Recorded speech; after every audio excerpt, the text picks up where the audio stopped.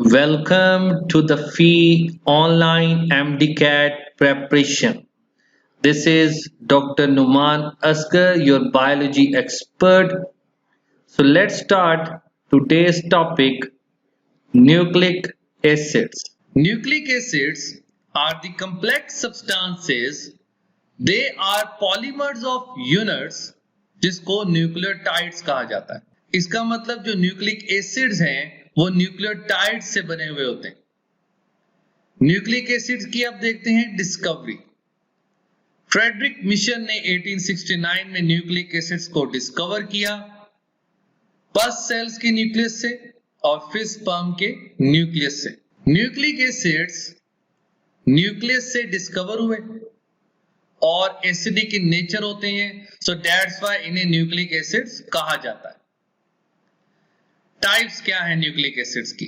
Deoxyribonucleic acid जिसको DNA कहते हैं और राइबोन्यूक्लिक एसिड जिसको आरएनए भी कहा जाता है।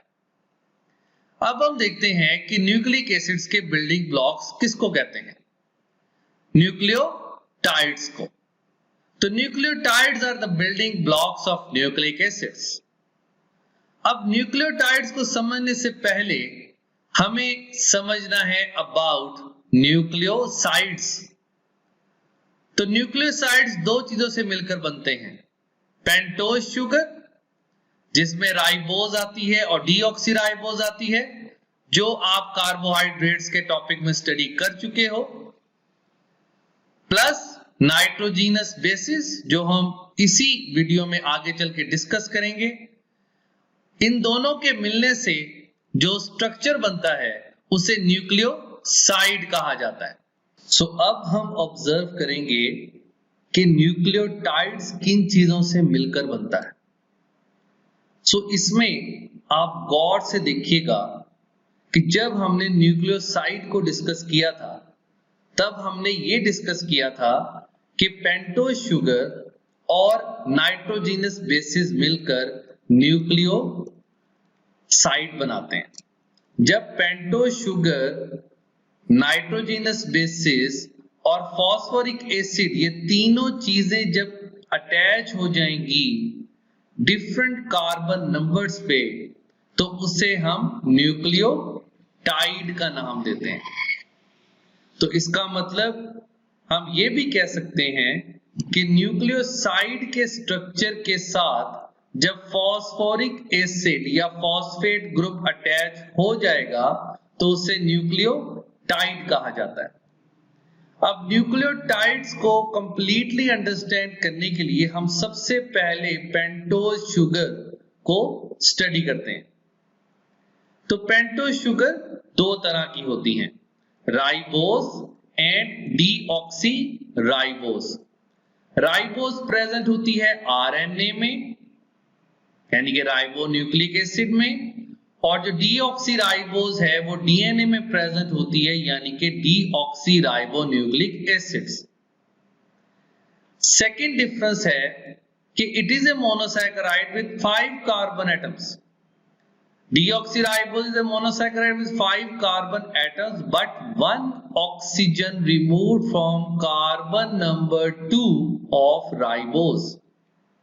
राइबोज के कार्बन नंबर 2 के साथ जो ये ऑक्सीजन अटैच होती है वो डीऑक्सीराइबोज के स्ट्रक्चर में प्रेजेंट नहीं होती।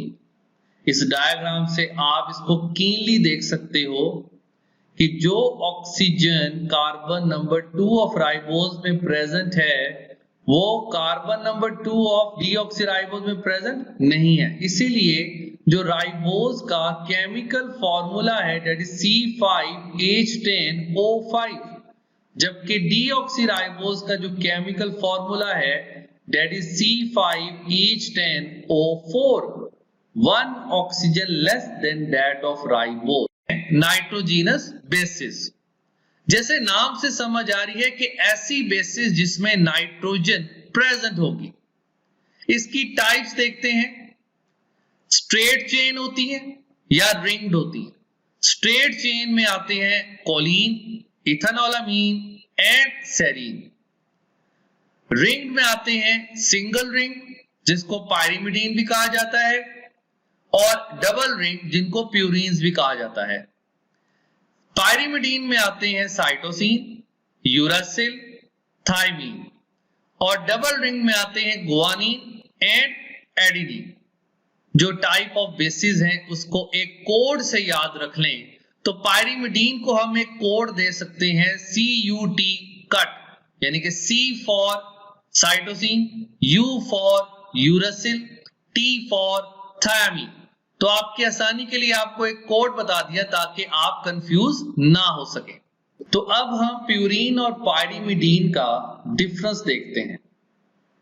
प्यूरीन्स are large size nitrogen containing biomolecules, ये लार्ज साइज के होते हैं, जबकि pyrimidine small size nitrogen containing biomolecules होते हैं।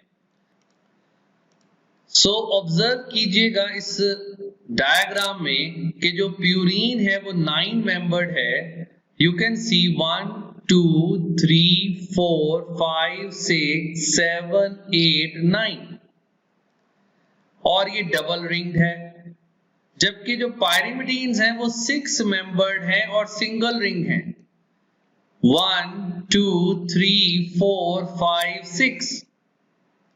इसी तरीके से जो नेक्स्ट पॉइंट है कि जो प्यूरीन है उसमें 4 नाइट्रोजन एटम्स प्रेजेंट होते हैं का eight 1 position 1 3 7 and 9. So you can observe in the diagram 1 3 7 and 9. In the case of pyrimidine, nitrogen is present at 2 places, 1 and 3. 1 and 3. Purine bases are of 2 types, adenine and guanine. Pyrimidines are of 3 types, cytosine, uracil and thymine. तो सबसे पहले nucleoside की formation कैसे होती है। Nucleoside में जो nitrogenous base है वो कार्बन नंबर 1 और पेंटोस शुगर पे अटैच होगी इस तरीके से कि ये बेस है, ये पेंटोस शुगर है, तो कार्बन नंबर 1 पे बेस अटैच होगी, ठीक है। तो ये जो स्ट्रक्चर है ये एक टिपिकल न्यूक्लियोसाइड का स्ट्रक्चर हो गया।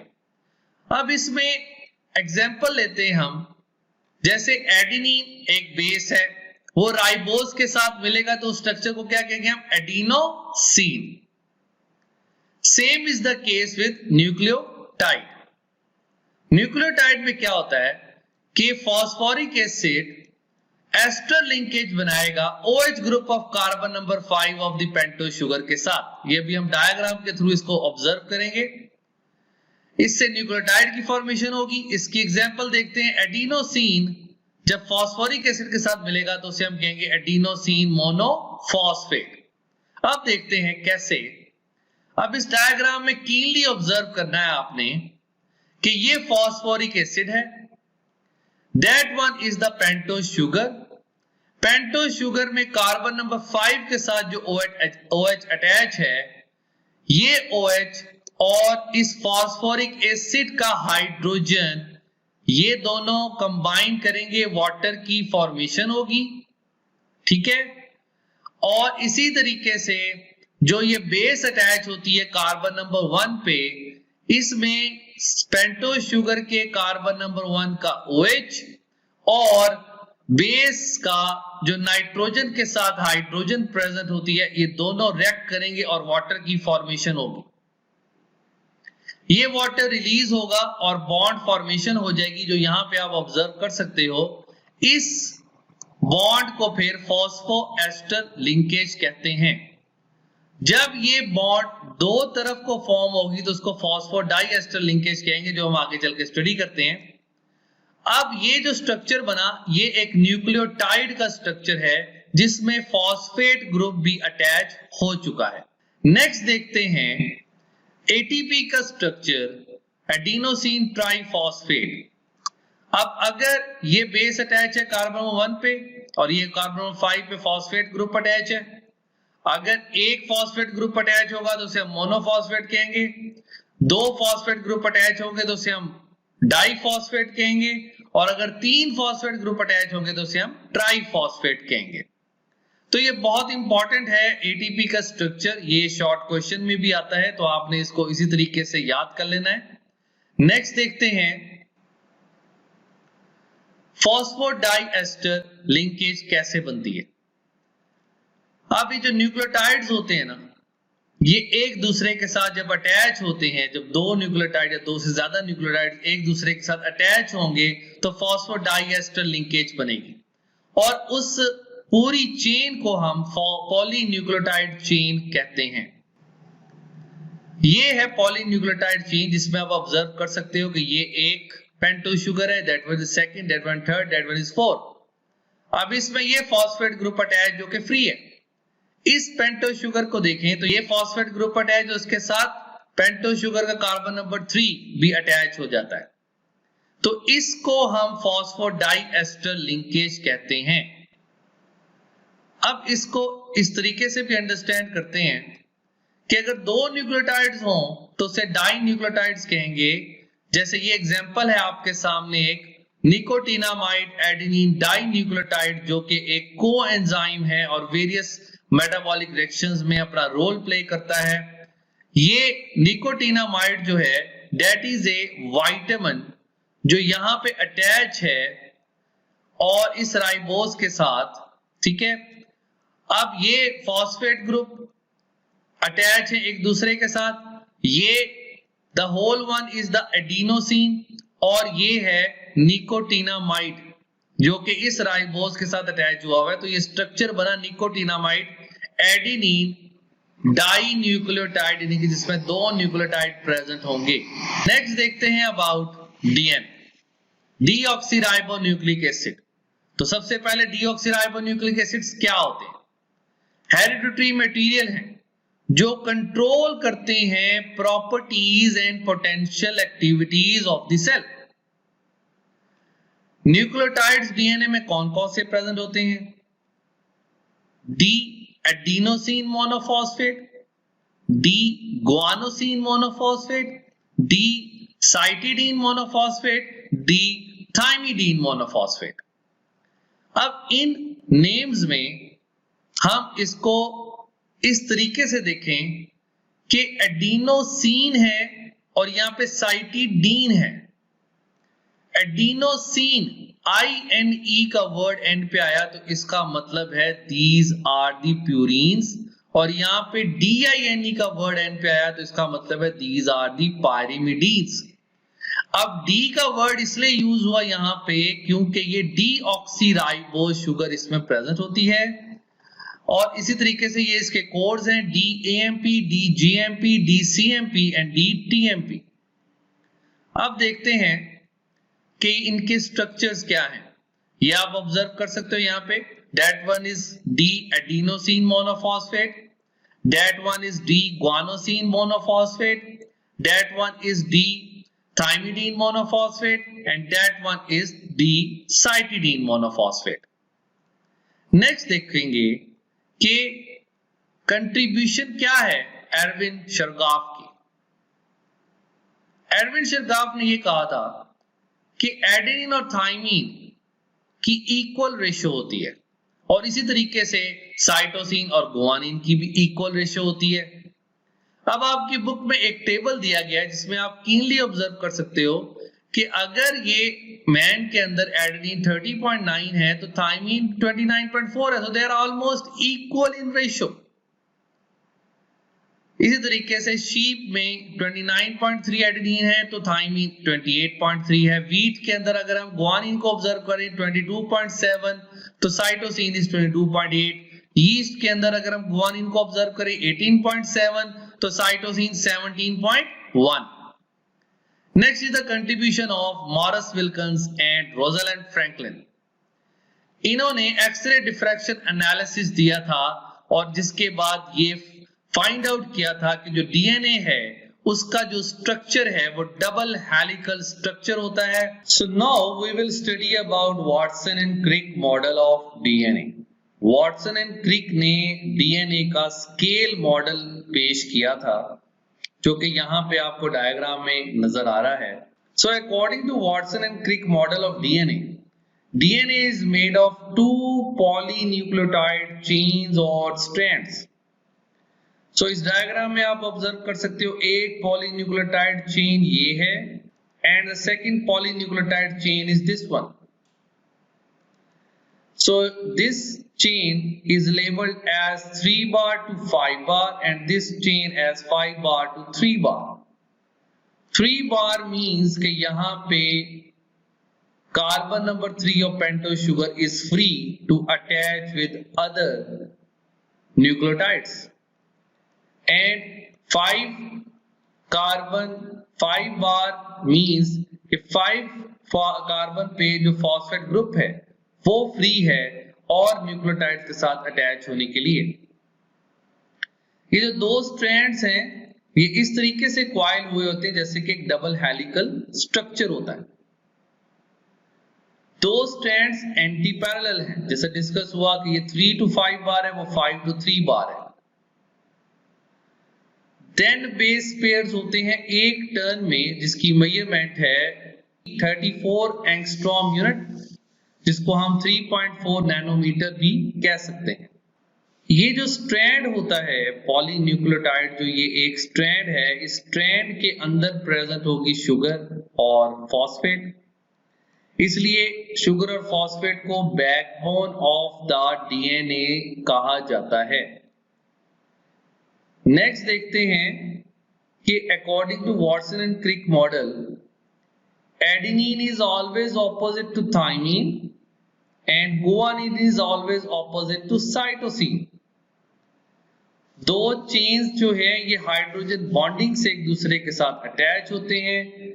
दो हाइड्रोजन बॉन्ड्स एडेनिन और थाइमीन के दरमियान में होती हैं और 3 हाइड्रोजन बॉन्ड्स गुआनिन और साइटोसिन के दरमियान में होती हैं, जो आप इस डायग्राम से ऑब्जर्व कर सकते हो। अब देखिएगा यहाँ पे ये एडेनिन है and this one is a thymine. इन दोनों के दरमियान में 2 हाइड्रोजन बॉन्ड्स प्रेजेंट हैं और ये साइटोसिन और गुआनिन इनके दरमियान में 3 हाइड्रोजन बॉन्ड्स प्रेजेंट होती हैं। So next देखते हैं the amount of DNA that are present in different species। Amount जो होती है DNA की वो फिक्स होती है पर्टिकुलर स्पीशीज में as it depends upon the number of chromosomes। So amount of DNA germ cells में होगी वो 1/2 होगी to that of the somatic cells। अब germ cells जिसको हम sex cells भी कहते हैं जैसे sperms and ova, तो सोमैटिक सेल्स वो तमाम सेल्स जर्म सेल्स के अलावा होंगे, वो तमाम सेल्स जो हैं वो सोमैटिक सेल्स कहलाते हैं। अब ये आपकी बुक में दिया गया एक टेबल है जिसमें आप ऑब्जर्व कर सकते हो कि रेड ब्लड सेल चिकन में 2.3 है और क्रैब में दैट इज अ फिश उसमें 3.3 होते हैं। तो इस तरीके से डिफरेंट सेल्स और उसमें जो डीएनए की अमाउंट जो है वो मेंशन की गई है, जो आपने याद करनी है अपने एमसीक्यू पॉइंट ऑफ व्यू से। नेक्स्ट देखते हैं information in the DNA. All the information for the structure and functioning of a cell is stored in DNA। DNA में स्टोर होती तमाम इंफॉर्मेशन। तो इसकी example, in the chromosome of E. coli there are about 5 million bases and the information in those bases is divided into units of several hundred bases each।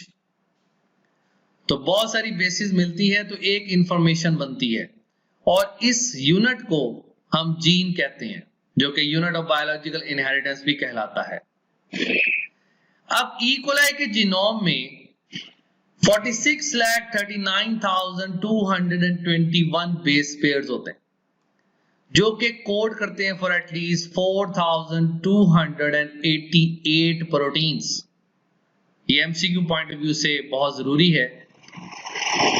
Haemophilus इन्फ्लुएंजाe The first microbe था जिसका genome सबसे पहले sequenced किया गया और जिसको publish किया गया 28 जुलाई 1995। That is again important for the MCQ. Complete sequence का मतलब ये कि तरतीब इसमें फाइंड आउट की गई कि कौन सी बेसिस किस सीक्वेंस में प्रेजेंट होती हैं। तो हीमोफिलस इन्फ्लुएंजाe जो कि एक बैक्टीरियम है उसमें सबसे पहले इसको फाइंड आउट किया गया था।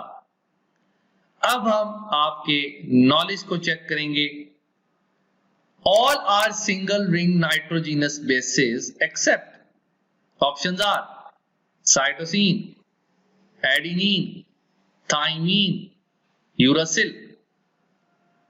सोचें, इसी वीडियो में हमने इसको बहुत अच्छे तरीके से स्टडी किया है। तो अब यहाँ पे जो अक्सर कंफ्यूजन होती है इस तरह के एमसीक्यूज में कि यहाँ पे पूछा कि all are single ring nitrogenous bases except, इसका मतलब अब आपने इस एमसीक्यू में फाइंड आउट करना है डबल रिंग स्ट्रक्चर। तो इनमें से डबल रिंग स्ट्रक्चर कौन सा है? साइटोसिन सिंगल रिंग्ड है, एडेनिन डबल रिंग्ड है, थायमीन भी सिंगल रिंग्ड है और यूरासिल भी सिंगल रिंग्ड है। सो the answer is adenine. Next देखते हैं, a piece of DNA was analyzed and 15% of its nucleotides were adenine. इस तरह की क्वेश्चन एंट्रेंस टेस्ट में बहुत बार आ चुके हैं। हमने इसमें अब परसेंटेज फाइंड आउट करनी यूरासिल की। तो कुछ याद करें, हमने एक पॉइंट डिस्कस किया था। अब ऑप्शंस हैं 0%, 15%, 30%, 35%। अब यहां पे ऑब्जर्व करना है कि ये पूछ किसके बारे में रहा है। ये डीएनए के बारे में पूछा जा रहा है। ये डीएनए के पीस को एनालाइज किया तो हम ये अच्छे तरीके से इस वीडियो में स्टडी कर चुके हैं कि डीएनए में यूरासिल प्रेजेंट नहीं होता। So the answer is 0%। Next, a nucleotide consist of options are nitrogenous base like choline, purine plus pyrimidine base plus sugar plus phosphorus, purine और pyrimidine base plus sugar plus phosphorus, purine और pyrimidine base plus phosphorus। तो जरा सा recap करें अपने mind में तो आपको ये याद आएगा कि न्यूक्लियोटाइड 3 चीजों से मिलकर बनता है, pentose sugar, nitrogenous base and phosphoric acid या फॉस्फेट ग्रुप। तो इन ऑप्शन में से कौन सी ऑप्शन सही है? तो चार्ली, प्यूरीन या पायरिमिडीन बेस होगी, शुगर होगी और फॉस्फोरस होगा। It is structure and function of RNA यानी कि राइबो न्यूक्लिक एसिड्स। तो सबसे पहले राइबोन्यूक्लिक एसिड की डेफिनेशन क्या है? तो the polymers of ribonucleotides which is formed by DNA in a process called transcription. So transcription वो प्रोसेस है जो आप इससे पहले क्लासेस में स्टडी कर चुके हो कि डीएनए से आरएनए की जो फॉर्मेशन होती है उसे हम ट्रांसक्रिप्शन कहते हैं। तो राइबोन्यूक्लियोटाइड्स से क्या बना यहां पे? राइबोन्यूक्लियोटाइड्स मींस कि इसमें जो पेंटोज शुगर प्रेजेंट होती है वो राइबोज होती है। अब देखते हैं इसका स्ट्रक्चर। ये सिंगल स्ट्रैंडेड है which may be folded back on itself to give double helical characteristics। इसका मतलब ये सिंगल स्ट्रैंडेड होते हैं आरएनए, बट जब फोल्ड बैक होंगे तो फिर इनका जो करेक्टर है वो डबल हेलिकल स्ट्रक्चर की तरह हो जाता है। इसके स्ट्रक्चर को डिटेल से हम बाद में स्टडी करते हैं। अभी देखें कि कैसे इसका 3D जो स्ट्रक्चर है वो हमें यहाँ पे नजर आ रहा है। आप यहाँ पे ऑब्जर्व कर सकते हो कि ये सिंगल स्ट्रैंड है लेकिन फोल्ड बैक होने की वजह से इसकी जो अपीयरेंस है वो डबल हेलिकल स्ट्रक्चर की तरह नजर आ रही होती है। सो आगे बढ़ने से पहले हम डीएनए और आरएनए के डिफरेंस को देखते हैं। न्यूक्लियोटाइड्स डीएनए में डीऑक्सीराइबोन्यूक्लियोटाइड्स और आरएनए में राइबोन्यूक्लियोटाइड्स। पेंटोज शुगर डीऑक्सीराइबोज होती है डीएनए में और आरएनए में ribose sugar. In the case of nitrogenous bases DNA में adenine, guanine, cytosine and thymine, RNA में adenine, guanine, cytosine and uracil. Thymine DNA में प्रेजेंट, आरएनए में uracil present. Physical structure DNA double stranded, RNA single stranded, जो हमने अभी discuss किया कि single strand होता है लेकिन फोल्डेड बैक होने की वजह से डबल हेलिकल अपीयरेंस आती है। लोकेशन डीएनए की न्यूक्लियस में मेनली, माइटोकॉन्ड्रिया में भी प्रेजेंट होते हैं और क्लोरोप्लास्ट में भी प्रेजेंट होते हैं। न्यूक्लियस में मेनली क्रोमोसोम के अंदर जो डीएनए प्रेजेंट होता है, माइटोकॉन्ड्रिया और क्लोरोप्लास्ट में सर्कुलर डीएनए प्रेजेंट होता है। इन the case of RNA, cytoplasm में आरएनए मेनली प्रेजेंट होते हैं, माइटोकॉन्ड्रिया में भी प्रेजेंट होते हैं, क्लोरोप्लास्ट में भी प्रेजेंट होते हैं, न्यूक्लियोलस में भी प्रेजेंट होते हैं, राइबोसोम में भी प्रेजेंट होते हैं। अमाउंट डीएनए की कांस्टेंट होती है और आरएनए की वेरिएबल। रोल डीएनए का कि ये स्टोर करता है इंफॉर्मेशन को in the form of gene, जबकि आरएनए इस इंफॉर्मेशन को फ्लो करते हैं। ये भी हम आगे चल के डिस्कस भी करेंगे। नेक्स्ट देखें, ये इन दोनों की डायग्रामेटिकली जो डिफरेंस बनता है कि ये सिंगल स्ट्रैंडेड है RNA and that one is a double stranded DNA, और इसी तरीके से यहाँ पे यूरासिल प्रेजेंट होती है और यहाँ पे थाइमीन प्रेजेंट होती है। Structure of RNA, nucleotides are united with one another through phosphodiester linkages in a specific sequence to form polynucleotide chain during transcription। अब इस डायग्राम से हम इसको क्लियरली स्टडी करेंगे। Here you can see this one is a phosphate group that is attached with carbon number 5 of this ribose sugar and that one is the base। अब ये जो next nucleotide का phosphate है वो इस nucleotide के carbon number 3 के साथ अटैच होगा और जिसके नतीजे में ये फॉस्फोडाइएस्टर लिंकेज बनेगी। कंडेंसेशन रिएक्शन मींस कि यहां से वाटर रिलीज होगा और फॉस्फोडाइएस्टर लिंकेज बनेगी और यहां पे हमें ये वाटर मेंशन नजर आ रहा है। So this is how the RNA structure is formed, that is single stranded by phosphodiester linkages. Next is the types of RNA. So there are three types: messenger RNA, ribosomal RNA and transfer RNA।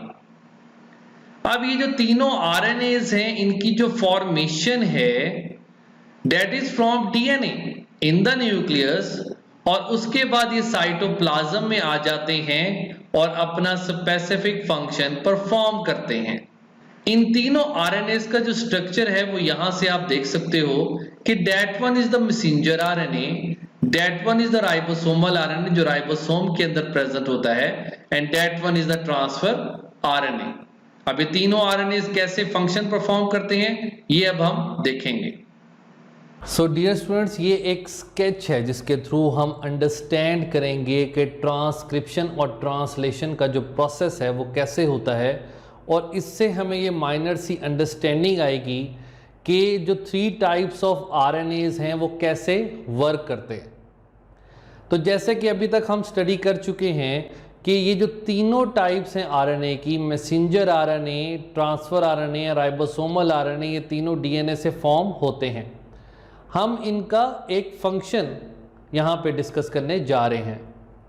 अब आप यहाँ पे देख सकते हैं कि this is the cell, और cell का ये जो पार्ट है ये cell membrane, and that one is the cytoplasm and that one is the nucleus.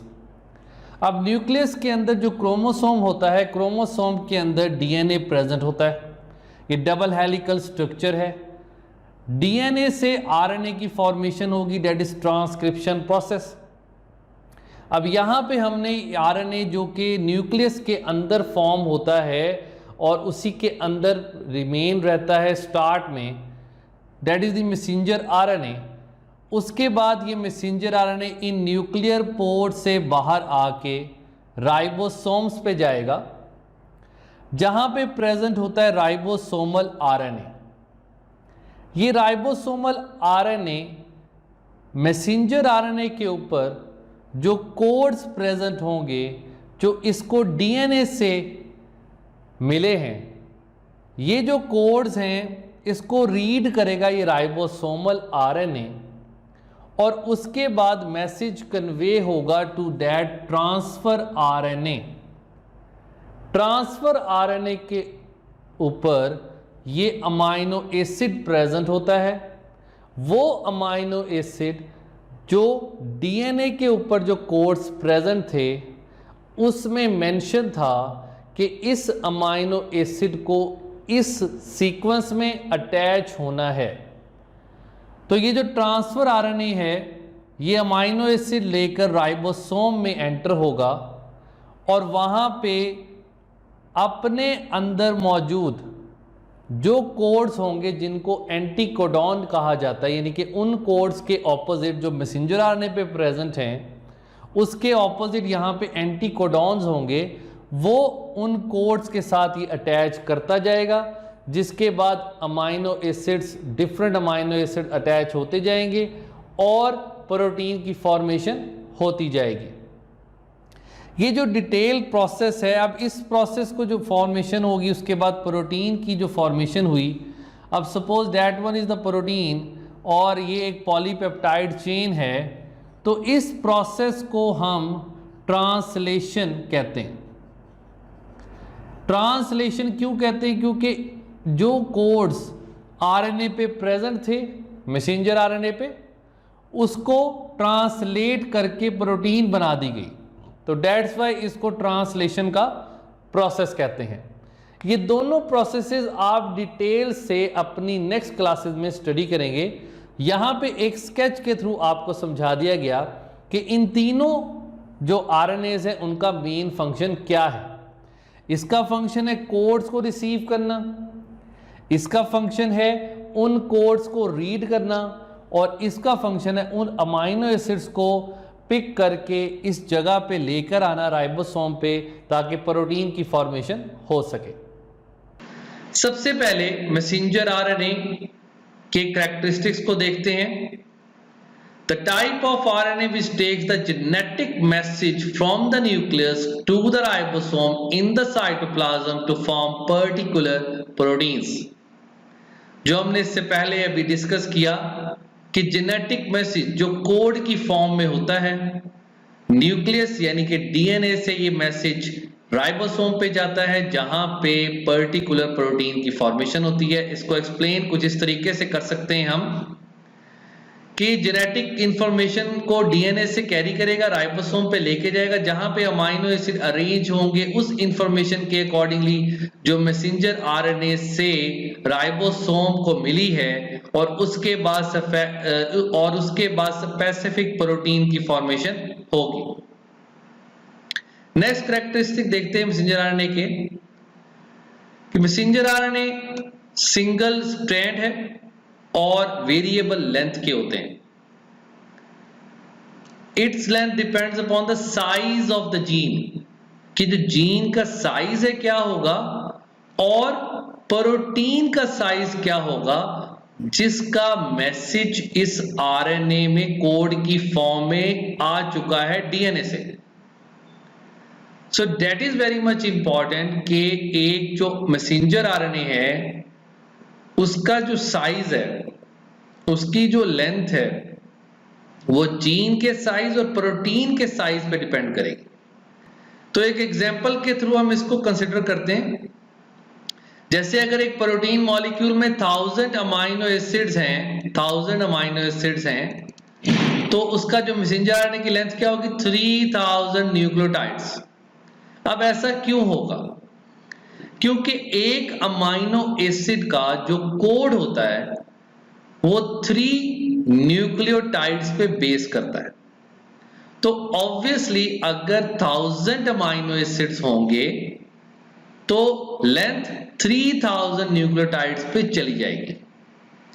इसी तरीके से अगर 2000 अमाइनो एसिड्स होंगे तो लेंथ कितनी हो जाएगी? 6000 न्यूक्लियोटाइड्स।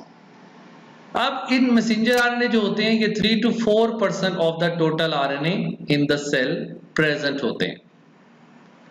नेक्स्ट अब देखते हैं ट्रांसफर आरएनए। ट्रांसफर आरएनए क्या होते हैं? जो ट्रांसफर करते हैं अमाइनो एसिड मॉलिक्यूल्स को उस साइट पे जहां पे पेप्टाइड चेन की फॉर्मेशन होनी होती है, और वो साइट कौन सी होती है? राइबोसोम। इसकी एक्सप्लेनेशन देखते हैं। ट्रांसफर आरएनए अमाइनो एसिड्स को पिक करता है, जैसे कि हमने डिस्कस किया ऑलरेडी, और ट्रांसफर करता है उसे राइबोसोम पे, जहां पे ये जो अमाइनो एसिड है आपस में अटैच होके पेप्टाइड चेन बनाते हैं और फिर प्रोटीन की फॉर्मेशन होती है। नेक्स्ट कैरेक्टर्स देखते हैं इसके कि there is one specific transfer RNA for each amino acid, और आप ये स्टडी कर चुके हो कि 20 मोस्ट कॉमन अमाइनो एसिड्स हैं। तो इस तरह एक सेल में at least 20 kinds of transfer RNA molecules मौजूद होने चाहिए, और ये जो ट्रांसफर आरएनए है ये 10 to 20% होते हैं सेल के अंदर। नेक्स्ट है transfer RNA molecules small in size होते हैं, और इनकी जो लेंथ है वो 75 to 90 न्यूक्लियोटाइड्स तक होती है। तो ये स्मॉल आरएनए भी कहलाता है transfer RNA, the smallest RNA. Ribosomal RNA, ribosomal RNA एक मशीनरी के तौर पे काम करते हैं प्रोटीन के सिंथेसिस के लिए। तो जो हमने अभी डिस्कस किया ऑलरेडी कि राइबोसोम में जो राइबोसोमल आरएनए है वो बेसिकली पॉलीपेप्टाइड चेन की फॉर्मेशन में रोल प्ले करता है, तो इसलिए इसको मशीनरी कहा जाता है प्रोटीन की फॉर्मेशन के लिए। वो on the surface of ribosome जो मैसेंजर आरएनए है और जो ट्रांसफर आरएनए ये इंटरेक्ट करते हैं ताकि ट्रांसलेट किया जा सके इंफॉर्मेशन को जो जीन से आई, ताकि स्पेसिफिक प्रोटीन बनाई जा सके। इसका मतलब ये है कि मैसेंजर आरएनए पे जो कोड था वो कोड था जेनेटिक कोड कि ये प्रोटीन की फॉर्मेशन करनी है, तो ट्रांसफर आरएनए वो स्पेसिफिक अमाइनो एसिड लेकर राइबोसोम पे आएगा, जहां पे मैसेंजर आरएनए के साथ उसका इंटरेक्शन होगा, और उसके बाद वो स्पेसिफिक प्रोटीन बनेगी जो कोड डीएनए से आरएनए में आया था। नेक्स्ट कैरेक्टर्स है इसके। मेजर पोर्शन आरएनए का जो होता है वो राइबोसोमल आरएनए होता है, that is 80% of the total RNA, और it is strongly associated with the ribosomal protein, जहां पे 40 to 50% of it is present. Ribosome के अंदर जो प्रोटीन है उसमें 40 to 50% जो है वो राइबोसोमल आरएनए प्रेजेंट होता है। So that is very important to understand for the objective point of view. So next RNA के इन टाइप्स का हम एक डिफरेंस देखते हैं ताकि आपके लिए इजी हो सके जब इसका डिफरेंशिएट का क्वेश्चन आए। Function takes message from DNA, transfer RNA का function transfer amino acid, ribosomal RNA का फंक्शन कि ये फॉर्म करता है राइबोसोम को। मैसेंजर आरएनए की length single strand of variable length, transfer RNA 75 to 90 nucleotides की लेंथ है, और राइबोसोमल आरएनए की कांस्टेंट लेंथ होती है। परसेंटेज मैसेंजर आरएनए की 3 to 4%, ट्रांसफर आरएनए की 10 to 20%, ribosomal RNA 80%। Size messenger RNA longest, transfer RNA smallest, ribosomal RNA most abundant. अब हम आपका नॉलेज चेक करते हैं कुछ इंपॉर्टेंट एमसीक्यूज से। The approximate number of nucleotides in transfer RNA molecule is 25, 50, 75 और 100। So अभी हमने इसको स्टडी किया, डिफरेंस में भी देखा, तो द आंसर इज 75. गुड।